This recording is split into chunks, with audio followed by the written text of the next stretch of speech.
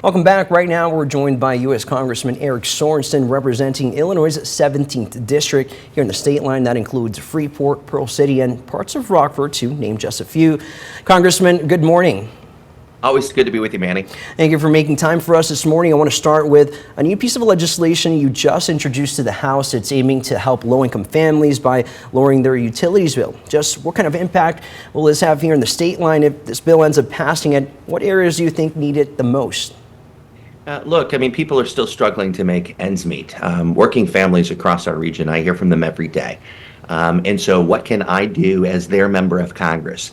Well, we have to understand that living with clean drinking water, this is a necessity. No one should go without it. It should not be a choice, especially if there's kids in a household. And so just this week, I introduced the Low Income Household Water Assistance Program, or LIWAP. Quite simply, it was a system that was developed in 2021 and 2022. We need this extended. And so I took that step to make sure that we do that, because this is a lifeline for so many families living not only in our district, but across the country. Most definitely, couldn't agree more, Congressman. Now, turning from one utility bill to another, internet is something all Americans are trying to get access to, and we've reported that the Affordable Connectivity Program will soon expire, with funds expected to run out this month, leaving some of those same low-income families you just mentioned with higher internet bills. Any word if Congress is working to help these families stay connected? Right. Well, this is so important because during the pandemic, we learned how important internet was for our lives. You know, whether that was taking part in telehealth, making sure that our kids could do their homework at home, and the Affordable Connectivity Program helped meet the needs. So it was a $30 to be able to help you pay your bill. Quite simply, that funding is going to run out here at the end of the month. And so I, as well as bipartisan members here in Congress, have led an effort to continue that funding. And the president is pushing that as well. So hopefully we'll get some additional legislation across the finish line so that that funding does not go out. Because let's be honest, that's going to put so many of us in our district in a world of peril.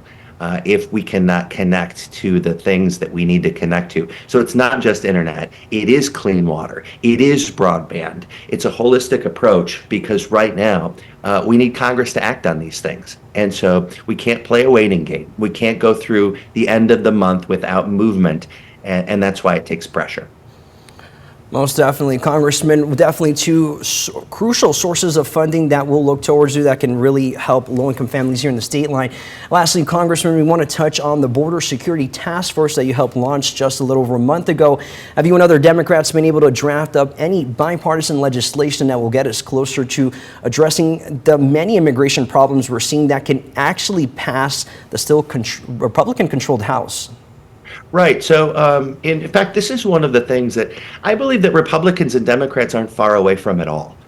In fact, I have said from the very beginning, we need to secure the border. We also need a pathway for legal citizenship for those who want to follow our laws. And so those are the things that I'm fighting for, as well as a number of Democrats, several dozen of us, have joined with Republicans to be able to say that. But also now it's time to act. And too many folks, especially on the far right, just want to make this a political issue. They don't want to solve a problem that they know is a problem because it could bode poorly for them at the polls. And, you know, we need to cut the politics in this place. And on Capitol Hill, we need to do what's right for the people. And that's securing the border and making sure that we have that pathway for legal citizenship.